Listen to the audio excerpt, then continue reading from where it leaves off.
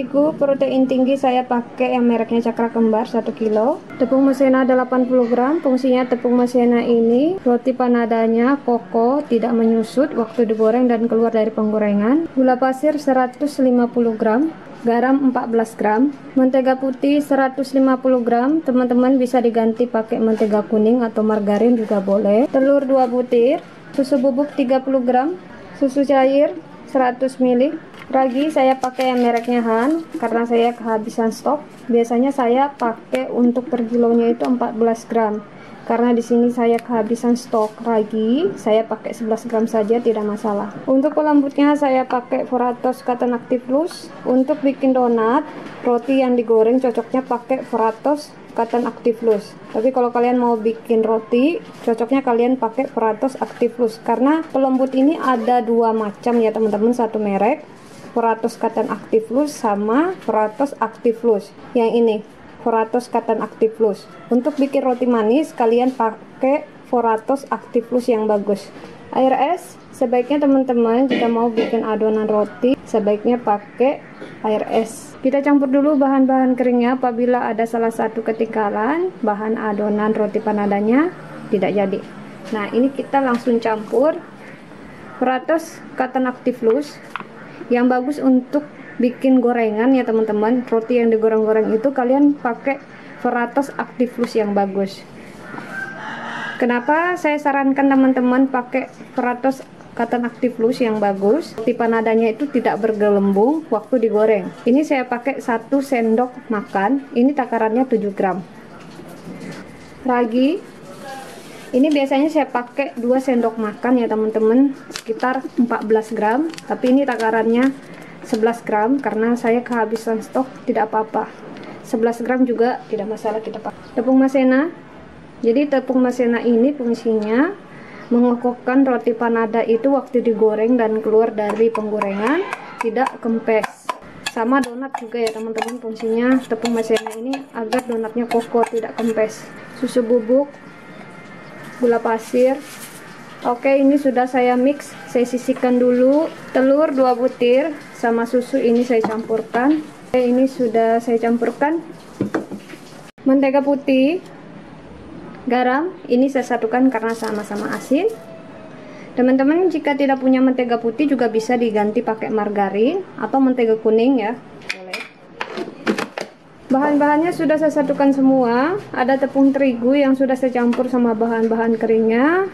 Ada air es, susu sama telur yang sudah saya satukan, mentega putih sama garam juga yang sudah saya satukan. Oke, saya persiapkan mesinnya, lanjut langsung mengadon. Langsung mengadon, mesinnya tidak perlu saya bersihkan karena nanti mau mengadon lagi. Ini bekas habis saya mengadon tadi ya teman-teman. Ini bahan-bahan keringnya langsung saya masukin di mesin. Jangan lupa diaduk dulu biar merata. Susu sama telur kita satukan.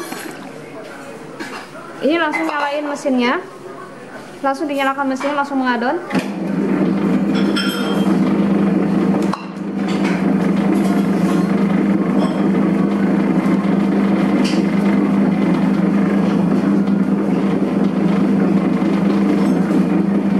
Lanjut airnya saya masukin sedikit demi sedikit, bertahap, jangan semuanya. Waktu kita mengadon teman-teman, airnya itu jangan langsung sekaligus dimasukin, bertahap agar adonannya itu tidak kelembekan dan tidak kekerasan. Karena kadang telur itu ukurannya berbeda ya teman-teman. Ada yang besar, ada yang kecil, ada yang sedang.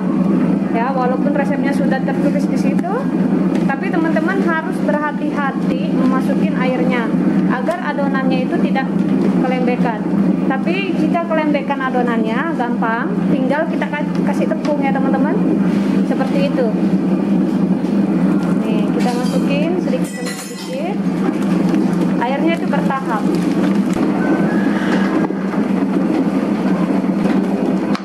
Ini mesinnya saya matikan. Jika sudah setengah kali seperti ini, garam sama menteganya terakhir kita masukin agar adonannya cepat kalis dan cepat mengembang.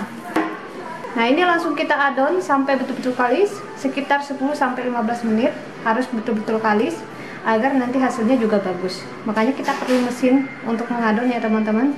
Nah ini mesinnya saya nyalakan.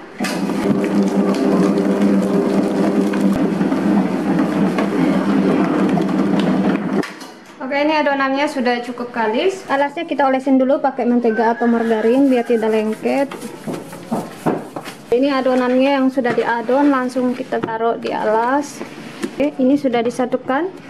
Teman-teman, memang kita memerlukan mesin untuk mengadon adonan roti, donat, panada, bapau, mantau, dan segala jenis macam roti agar hasilnya itu bagus. Jika adonannya kurang kalis, jika bermalam dan dingin, mudah kering dan keras. Makanya kita perlu mesin, teman-teman ya. Nah, seperti ini contoh adonan roti yang bagus. Jika ditarik lentur, tembus pandang, tidak mudah sobek. Memang jika kita mengadon pakai tangan, hasilnya juga bagus, cuma tidak seperti ini, tidak sempurna seperti ini ya. Jadi beda mengadon pakai tangan sama mesin. Jika kita mengadon pakai mesin, hasilnya seperti ini. Tapi jika kita mengadon pakai tangan, hasilnya tidak seperti ini. Roti itu mudah kering dan keras karena kesalahannya waktu kita mengadon. Makanya rotinya kering dan keras karena kurang kalis waktu kita mengadon. Makanya teman-teman kita harus punya mesin di rumah. Nah, ini adonannya langsung saya bagi-bagi, tidak perlu saya istirahatkan karena nanti kita istirahatkan lagi karena ini banyak. Ini langsung saya potong-potong, masing-masing takarannya 35 gram. Harus pakai timbangan biar beratnya sama. 35 gram. Oke, 35 gram. Ini langsung saya bulat-bulatkan, sudah saya bagi-bagi ya teman-teman.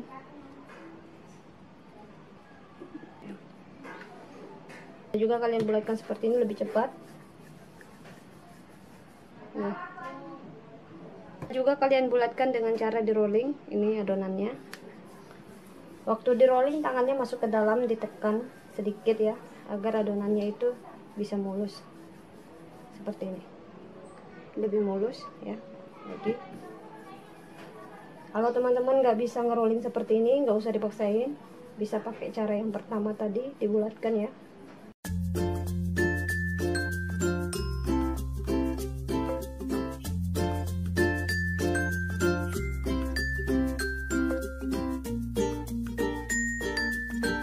Adonan roti panadanya sudah saya bulat-bulatkan semua. Ini boleh langsung kita isi-isian seperti ini. Kita pipihkan yang di bagian kasarnya, dan bagian kasarnya ini kita pakai untuk mengisi, jangan bagian halusnya, agar tekstur panadanya nanti halus. Oke, ini langsung kita pipihkan seperti ini. Ini isian sayurnya. Oke, kita langsung isi seperti ini. Bagian samping-sampingnya kita pipihkan dulu. Di bagian tengahnya kita biarkan menebal agar nanti tidak mudah meletup. Ini kita langsung tutup seperti ini. Kita pencet-pencet samping-sampingnya seperti ini. Nah, lalu ini kita pelintir seperti pastel. Ini kita pelintir, dipencet, dipelintir, dipencet, dipelintir, dipencet, dipelintir. Nah, seperti ini rapi, cantik. Ini kita pipihkan bagian kasarnya untuk mengisi di bagian kasarnya, jangan bagian halus. Oke, ini sekaligus langsung saya pipihkan biar lebih cepat. Karena ini banyak, jadi kita harus cepat-cepat biar tidak keburan overproofing. Ini kita pipihkan samping-sampingnya, kita lengketkan di alas. Di tengahnya kita biarkan menebal agar roti panadanya nanti tidak meletus. Oke, langsung kita isi sayuran. Ini wortel ya teman-teman, sama kentang. Oke, ini langsung kita lipat, kita tutup seperti ini, sama tadi caranya. Ini kita pencet-pencet samping-sampingnya yang tipis seperti ini. Ini sama kita lipat juga. Ini juga sama kita lipat. Oke, langsung kita pelintir. Sebelum kita pelintir, dipencet dulu samping-sampingnya. Ini fungsinya agar tidak terbuka ya teman-teman. Nah, ini kita pelintir lagi. Oke, ini gampang. Dipencet, dipelintir, dipencet, dipelintir. Seperti ini. Ini sama. Dipencet, dipelintir, dipencet, dipelintir. Seperti ini. Seperti bikin pastel. Ini lebih cantik. Oke, ini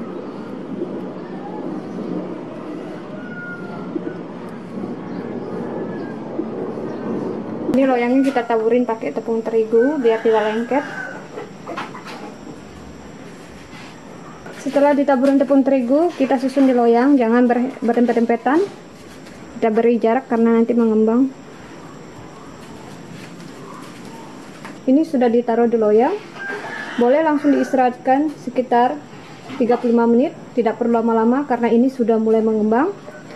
Jika kalian bikin setengah kilo, boleh kita proofing sampai 1 jam karena tadi ini pengisiannya agak lama, makanya ini sudah mulai mengembang. Oke, langsung kita istirahatkan ya. Ini sudah 35 menit diistirahatkan. Sebelum digoreng kita pelintir dulu. 2 kali kita pelintir. Setelah kita isi kita pelintir, dan sesudah kita isi diistirahatkan, dan sebelum digoreng kita pelintir lagi biar tidak terbuka waktu kita goreng. Nih, dipelintir lagi. Seperti ini. Agar waktu digoreng tidak terbuka. Jika sekali bisa terbuka ya teman-teman. Dan berminyak.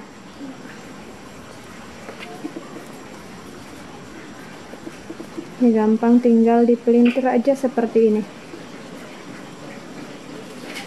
Panadanya yang sudah saya pelintir, pelintirnya 2 kali. Waktu pengisian kita pelintir dan sebelum digoreng kita pelintir. Ini tadi sudah saya pelintir biar tidak terbuka waktu digoreng. Oh, enggak begitu. Waktu menggoreng panada donat sama ya teman-teman, apinya harus sedang. Api sedang cenderung kecil, tidak boleh pakai api besar biar tidak gosong. Dan jangan dibolak-balik, sekali aja baliknya.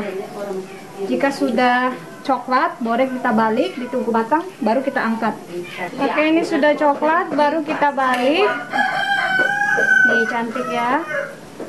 Teman-teman kalau mau lebih coklat lagi boleh, tapi saya lebih senang coklatnya seperti ini, coklat kemasan. Biar teksturnya itu seperti roti. Panadanya tidak bergelembung ya teman-teman, cantik. Makanya kita harus betul-betul memilih bahan pelembut roti yang cocok untuk bikin donat panada. Waktu digoreng tidak bergelembung, dan raginya juga harus pas ya teman-teman. Jika kita salah memilih ragi, nanti juga bisa bergelembung dan bisa berjerawat seperti itu. Jadi ada ragi yang dikhususkan untuk bikin roti manis, dan ada ragi yang dikhususkan untuk bikin gorengan seperti roti goreng, donat, panada, biar tidak bergelembung. Jika bergelembung nanti dia makan minyak. Nah, ini kita tunggu matang baru diangkat. Ini mulus ya teman-teman, tidak bergelembung sama sekali. Ini sudah matang ya. Ini boleh kita angkat, ini cantik. Ini teman-teman, cantik banget ya. Ini memang dikasih warnanya begini tante. Jadi dia bentuknya roti. Nih, cantik banget. Ini tidak kempes. Ini roti panadanya sudah matang ya teman-teman. Ini kokoh, tidak menyusut dan tidak berminyak. Ini ada cincinnya di samping-sampingnya. Ini langsung kita lihat teksturnya. Ini saya belah. Ini yang isi sayuran. Ini teksturnya empuk, lembut, dan seratnya juga bagus. Cantik banget. Oke, selamat mencoba.